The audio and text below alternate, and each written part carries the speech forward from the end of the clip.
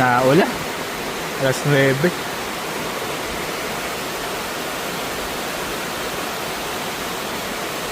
May payong naman kami.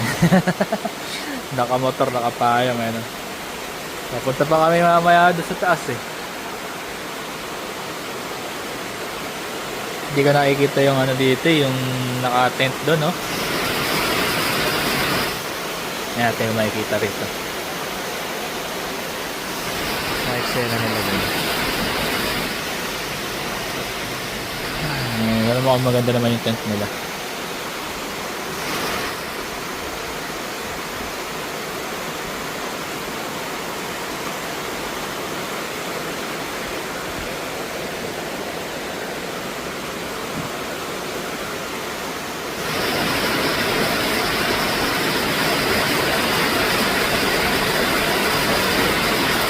Magbasa kaya ako ba?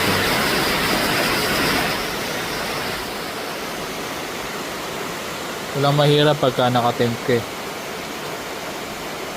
Kasi na-experience namin yan dati, naka-tent kami. Walang sapin yung ilalim doon sa San Juan, La Union. Nabasa yung ilalim, gumapang yung tubig.